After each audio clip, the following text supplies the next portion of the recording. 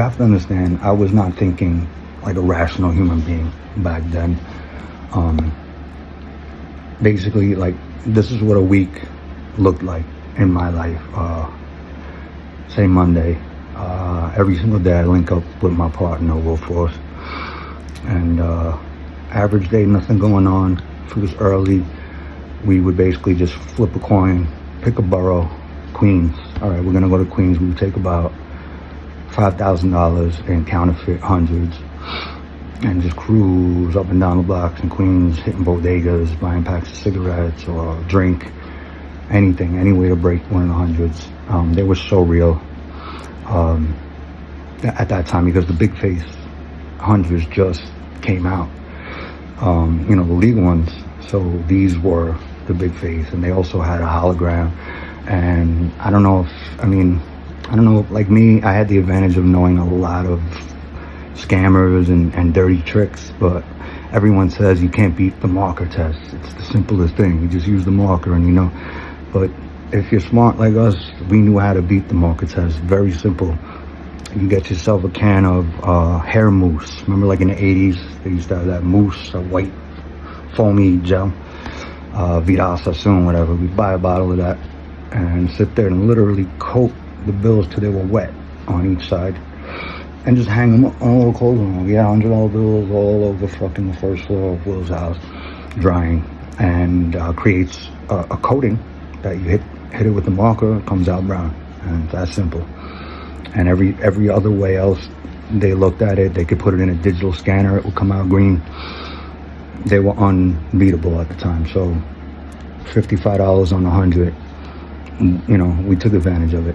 So at one point, we were just going in bodega after bodega, buy a pack of cigarettes, a drink. And at one point, there was like 85 packs of fucking Newports in the back seat, and we had to get rid of them because it just looked really suspicious. So I was literally at one point just throwing packs of cigarettes out at people on the avenue. So anyway, it was usually that, by Tuesday or Wednesday, usually the pills came in. Food Rap would make his connect up at the Canadian border and get the pills, bring them back.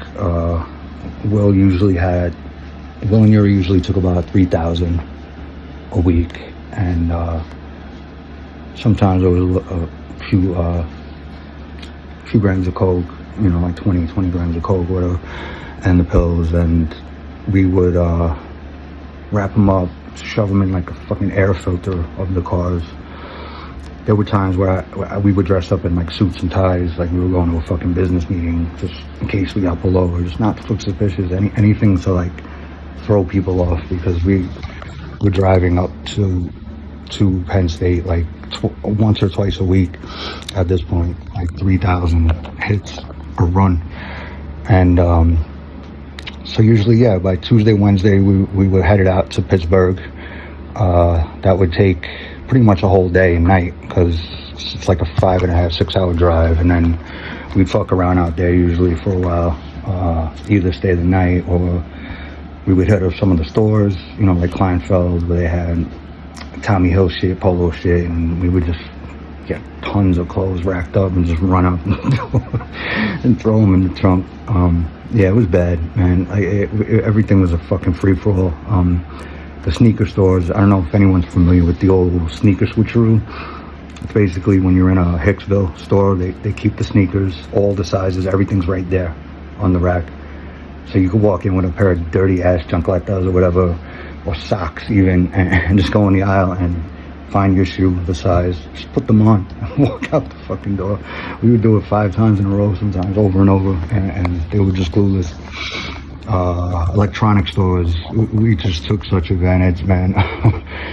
we would buy like a safe, like a big ass heavy fire safe, but we would load that shit up with electronics, digital cameras, all types of electronics, bring this shit up and buy the safe, get the receipt, and then the next time we came up, we would just return the safe, put nothing, everything that we had taken out of it.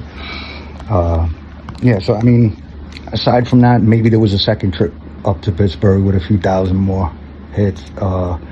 and during that time, we may have snatched the car. I needed to drive one of the cars somewhere to get the rims taken off. Or it was just any way to find ways to put cash in your pocket. We took advantage of, and it was insanity. So yeah, I mean that's the way I was living, though. You know.